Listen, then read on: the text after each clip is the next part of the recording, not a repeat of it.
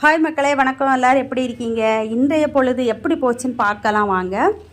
வழக்கம் போல தான் காலையில் எழும்புனேன். ஆனன்னைக்கு நமக்கு ஞாயிற்றுக்கிழமை பார்த்தீங்களா, ஸ்பெஷல் சமையல் உண்டு நம்ம வீட்டில். ஆனன்னைக்கு சமைக்கலை. என்ன காரணம் அப்படின்னாக்கி, ஃபேமிலியில் ஒரு ஃபங்க்ஷன் வீடு, அதுக்கு போகணும் அப்படின்னு காலையில் டிஃபன் மட்டும் பண்ணினா போதும் அந்த மாதிரி.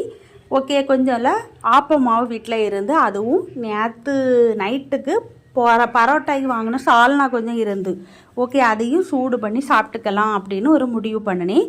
ஆனால் ஏதாச்சும் ஹெல்த்தியாக காலையில் சாப்பிடணும் அப்படின்னு நினச்சிட்டு உளுந்து உருண்டை ரெடி பண்ணினேன். பார்த்துக்கங்க, அது எப்படி ரெடி பண்ணுறேன்னா, உளுந்து வேக வச்சு அதுக்குள்ளே கொஞ்சமாக தேங்காய், கருப்பட்டி, கொஞ்சமாக அரிசி மாவு எல்லாம் போட்டு உளுந்து உருண்டை ரெடி பண்ணினேன்.